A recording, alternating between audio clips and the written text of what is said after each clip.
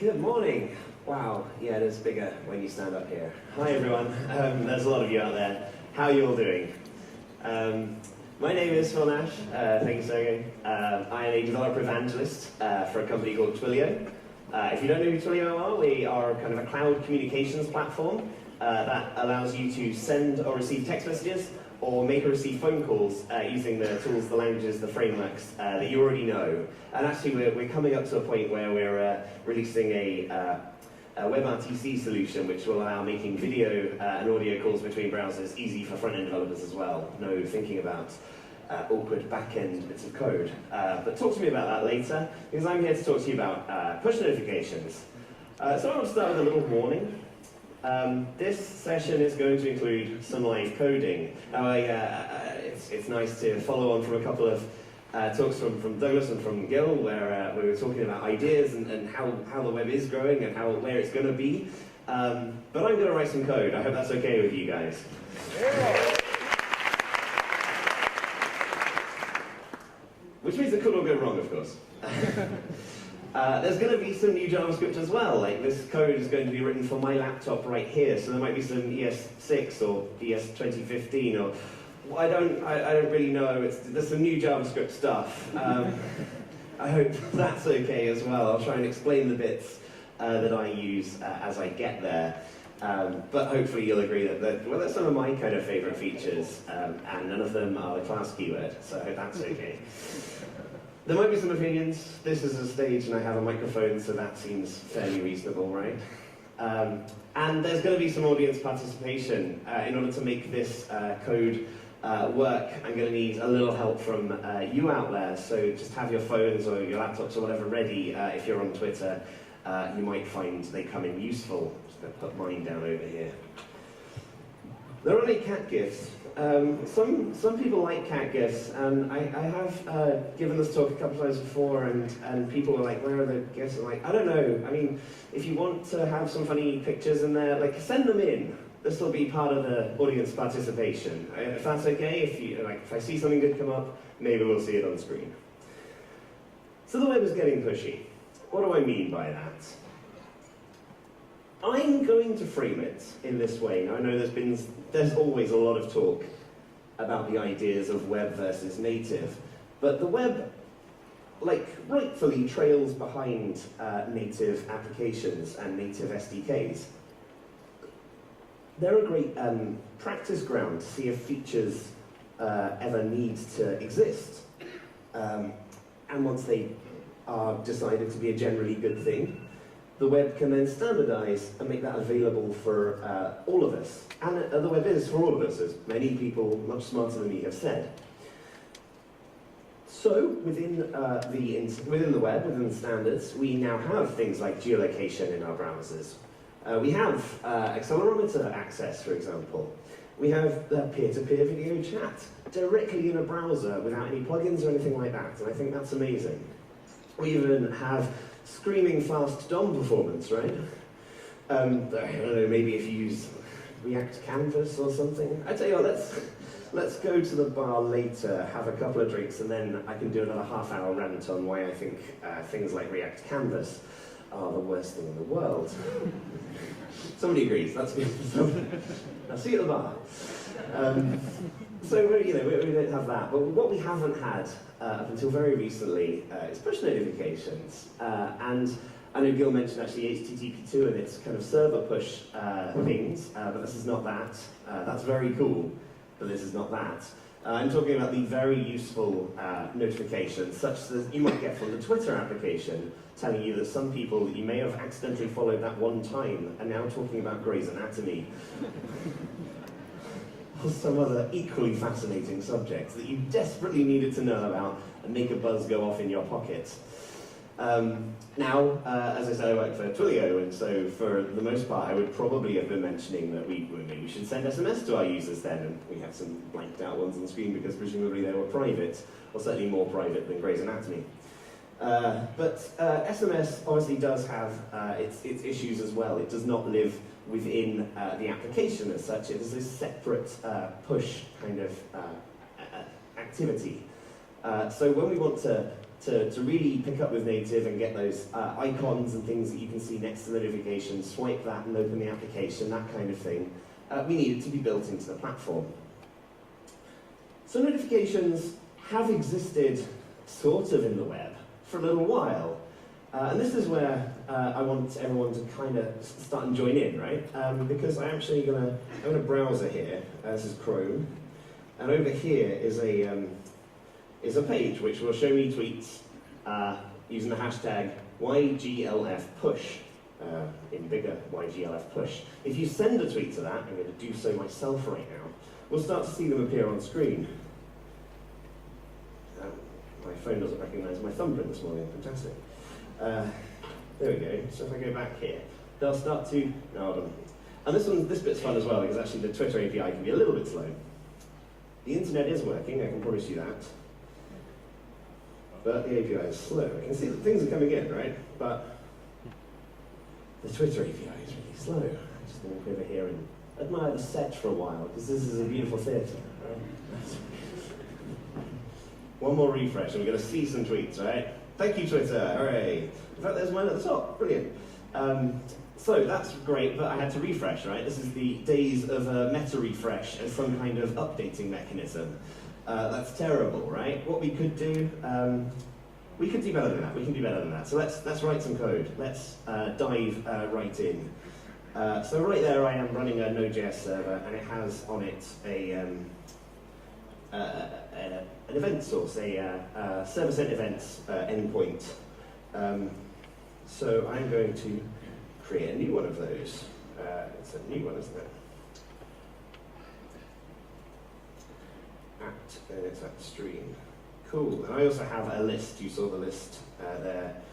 So I'm going to get that list. I have jQuery on this page because I'm lazy.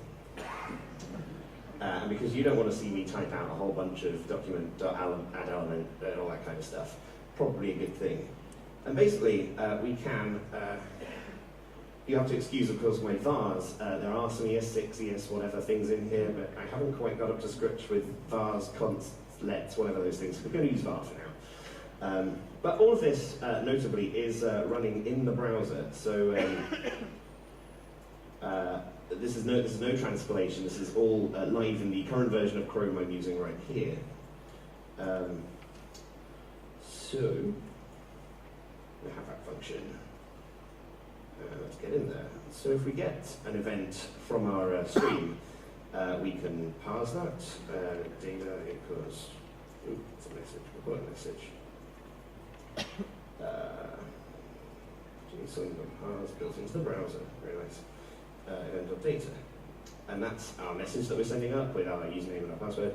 And with that, we can just create an element, a list of elements which is going to go into our thing. And this is one of my first bits of new JavaScript stuff coming in. This is a template string using backticks, which means we can do lovely stuff like, oops, once I type things. You all wanted to see me type HTML today, right? In my JavaScript, even better. But what this means, sorry, is that we can do a message from there. And that is going to get interpolated into this string, which is nice. That's going off the edge of the screen. There we go, that's better.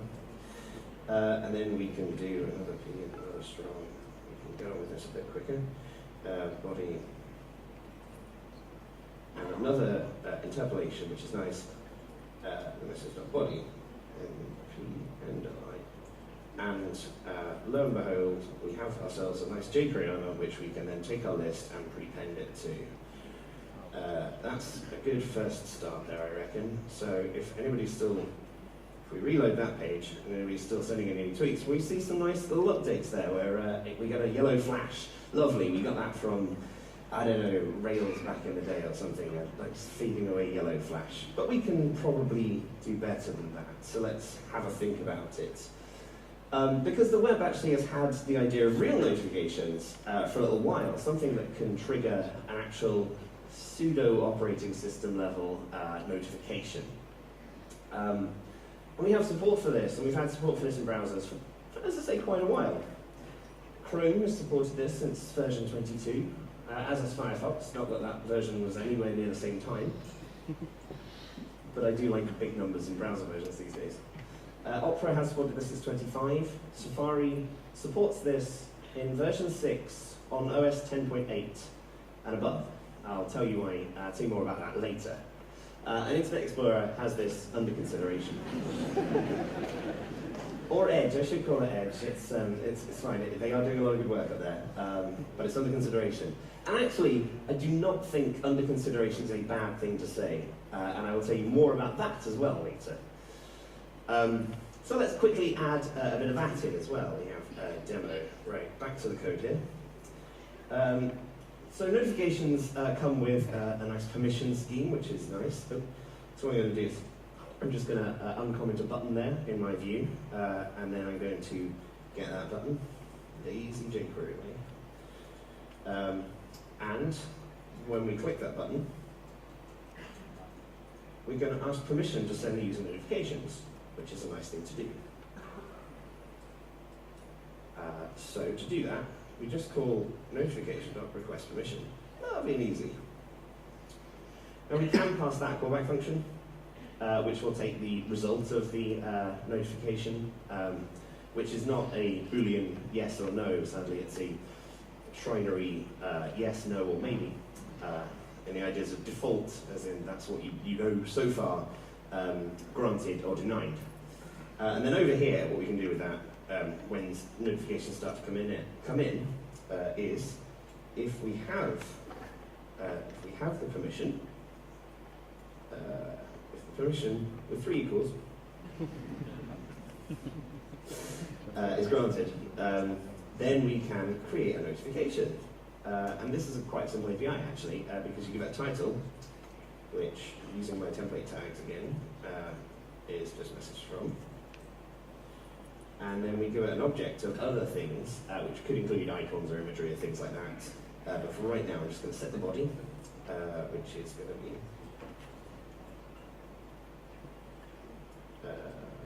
message.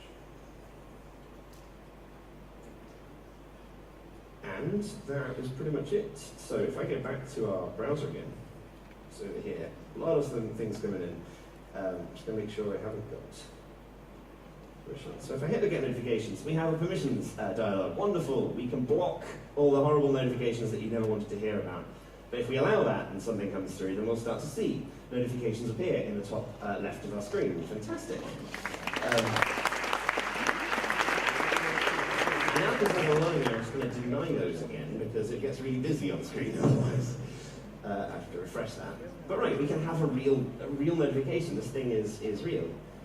Don't poop on slides. Okay, what? Yes, you are a notification. You guys are great. Thank you for sending me through.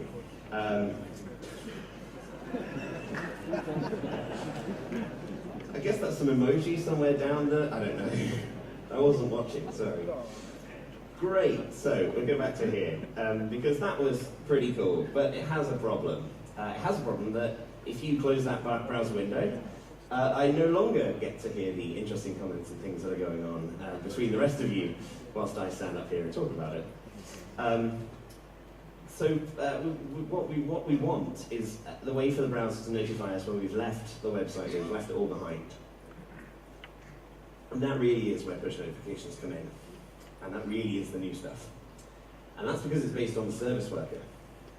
Now, you might have heard of the service worker before because it's been brought in to deal with caching, more sensible front-side caching. And you might have heard this guy, Jake Archibald, going on about the last API, the last way we can do caching in the front end in HTML, calling it a douchebag. And whilst swearing at parts of, or sort of swearing at bits of open standards is nice, what it actually eventually meant was that we worked on something that was bigger and more encompassing and more powerful and better for all of us.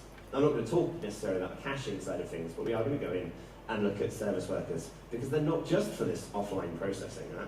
It's not just for caching things offline, it's not just for recovering in the case of going from on to offline. What the service worker is a piece of JavaScript that runs in the browser, in the background, when your website is not necessarily live. And that's why you can use it for these push notifications. So service worker is fairly new, and support is much less than even our old notification. So Service Worker itself has been live in Chrome since version 14. I think it's behind a flag in Firefox, and has been in Opera since version 24. Safari, we don't have it. I don't know if we're going to get it. I don't know. WWDC starts today, I think. Maybe we'll hear something from the magic black box of Apple goodies. Who knows? And this is why I think under consideration is much better. Because at least we know they're thinking about it. We haven't a clue what's going on in Cupertino. Until, as I said, sometime today in San Francisco, I don't know. So under consideration, not such a bad thing. And if you want to check out all of these kind of support levels for Edge and for other browsers, then status.modern.ie is a fantastic site for that right now, as they kind of document the states of all the browsers going through all the various standards and processing and things like that. The push notifications were not supported in that Chrome 40 version. They came along in 42. Again, I think it's behind a flag in Firefox. And in this case, I actually have no idea what's going on with Opera. I can't find anything about it. And I've tried. Safari does not have a question mark this time, because Safari actually supports offline, not on the website, push notifications into Message Center, Notification Center on iOS 10.8 and above. However, it is non-standard and makes you go through all the awkward setup of certificates and everything else that's awkward about like making an app in the App Store, but for your website.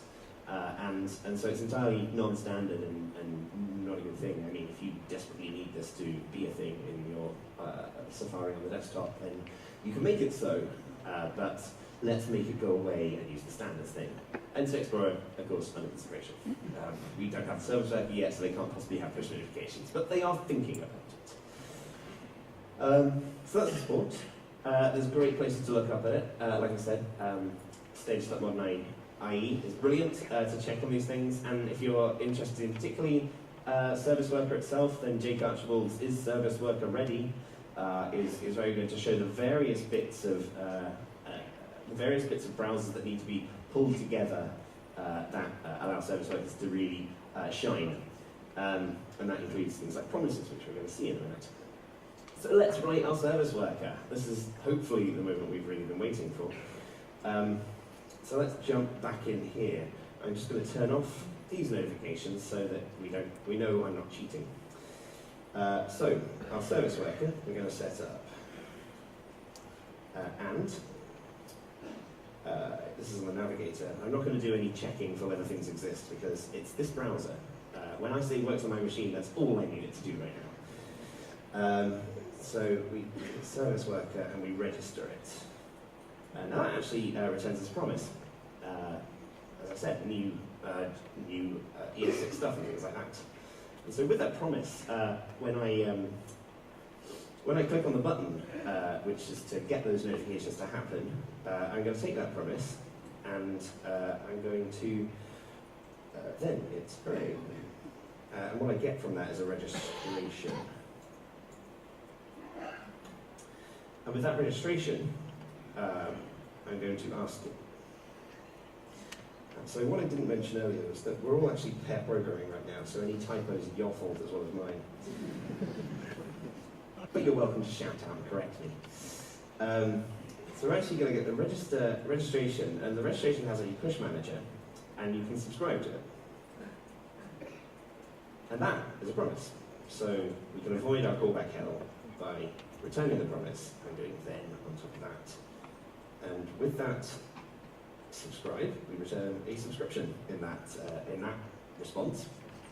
And with this, I'm just going to, so we get an ID with this subscription, which is the ID to a cloud service that will be able to push the messages down to our browser.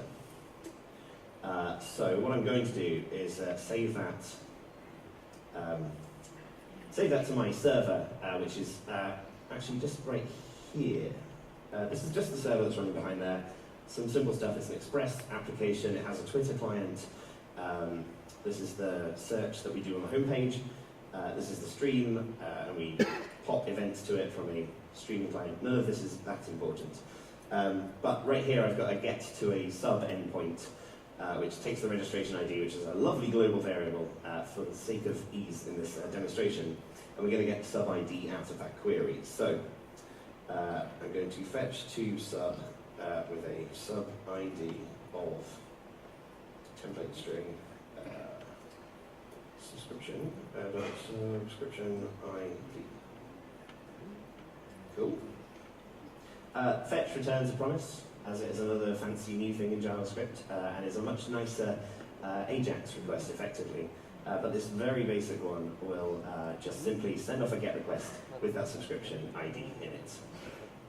Cool, so once we have that, we actually have all the things in the front end that we need to do in order to make these service workers happen. Whoa, no we don't. I actually need to tell the service worker where to register, where the JavaScript actually lives. That's important too. So I can tell you that my service worker JavaScript file is at serviceworker.js, and here it is. And doesn't do anything right now. So we'll build this one as well. And with the service worker, we're going to listen to some events. Self, in this case, is the service worker itself. So you can add a listener to the worker, and when we receive a push with an event, we can do something with it. So, if I can go back to here, what I'm going to be doing is, when we get a tweet come through, and this is what happens here, this is the streaming Twitter API, Twitter streaming API, tracking that hashtag we're using, and when we get that data, we put it into a nice little block, and we emit it as a message, which is where it gets sent up to the event emitter, sorry, the event stream, the server-sent events. But we also have this bit here, so when I have that global registration ID set, I can make up a new GCM message. Now GCM is the Google Cloud messaging platform. It's the only way we can make this happen right now, but apparently Google and Mozilla are working together to form to support a standard called web push. So in the future we won't have to use proprietary mechanisms for this, but this one is battle tested because it is also the one that's behind the Android push notifications as well, so it's fairly safe. And so there are existing libraries, and this is a Node.js one that I'm using in order to send this message. Now what we see here is I'm adding the data to that message and sending it via the cloud. We send it off. But at this level of service worker and push notification implementation, you can't get that data back. That is also going away, but for right now we have to go and get it again. So what I'm going to do is just do a fetch to latest. Fetch does live, again, also in service workers. It's very safe to use here, because if it doesn't support a service worker, it doesn't support fetch. We're going to support fetch, we're going to get fetch, and we're going to fetch the latest, which is the latest tweet from the API. And that's what we're going to display in our notification. So with that, that's going to come back as data. As we get this nice new data.json method, which we can use to turn that into JSON, but it's a promise. So we can take the data from that, and we get the message as a nice JavaScript object now. So we don't need parse anymore, we can just get the JSON data as a promise. We get that message, and I've forgotten one other thing. This is fun. So, the thing about push notifications is that there's a lot of potential security issues and things like that with service workers running. Service workers themselves can only run on sites that are on HTTPS or localhost, which is where we are right now. But there's also the case that right now in push notifications, you have to send a notification. If you say you're going to take a notification and you respond to this push event, you actually have to make a notification, or the browser will do one for you. So we're just going to wrap everything here in event.waitUntil, which takes a promise, and when that promise resolves, we'll then tell the service worker we're all done. If you don't send that notification sometime within that wait until, then the browser will make that notification happen for you somehow. So, we've got our event.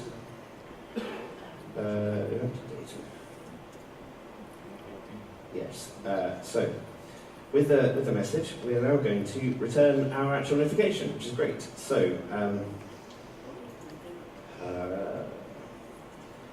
we actually go back to our registration that we created on the front end, and then we call the show notification method on it, which is effectively the same as the new notification object in the front end, except this this one will also notify the browser that we've sent that notification as well.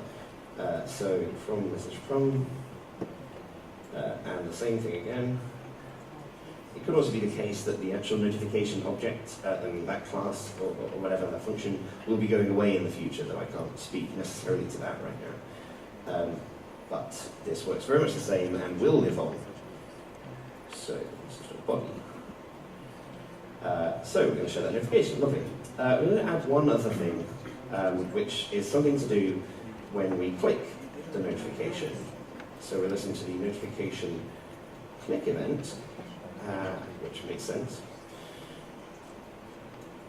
And that allows us to do stuff once the, you know, when we're not yet on our web page, not yet on our actual page, but still have the notification. And once again, it's best, it seems, to wrap these in event but wait until, just to make sure things happen and the service worker doesn't close itself down whilst you're trying to do something. And in this case, we're just going to do a very simple open window back to our original. Oops, and that is a return of a promise. So not a semicolon there, which is a great way to break this code. You didn't return a promise in the first wait until. Where am I at? No, I think we're all right there. I think we're mainly the first one. It's not a function. You didn't Let's see how that works. So we're still getting lots of tweets, thank you. People still going on about poop. I don't know what's going on here. So if I hit that, it's going to ask me for permission again. There is literally always one person that tries to script inject one of these. It's hilarious that we're trying to drop tables. This is a Node application with Mongo behind it or something, which of course drops things anyway. So if I do that, I'm going to ask for permission again. Once I get that permission, it's going to send it back. It's going to, no, okay, maybe something has gone wrong, maybe you're right. This is where we get to find out. That all seems right. All right, wait, so there at the bottom of the screen you can see our big subscription ID. And there we're starting to send off push notifications. So I'm just going to close that now, and with any luck, something will just come through eventually. In the meantime, what I can show you is the service worker internals, which shows you that this is my, I have a bunch of unregistered workers, which is lovely. I'm just going to kill all those. Yeah, there they go. And then I'm going to reload that page. I'm going to get my subscription ID, which is shown down there, and then I'm going to close that. So we have our active service worker running there. This is a little box where you can actually log things to it. If you console.log from the service worker, it will appear in that box. And you can actually inspect the service worker at this point and see that apparently there are still absolutely no problems with it. But I'm assuming you're still sending me messages. No, we're not. We're actually not sending any messages. Somebody send a tweet, quick. Because I've only got like a minute left. If this doesn't work. There we go, there's one going through. So we have a message. We did not have the website open.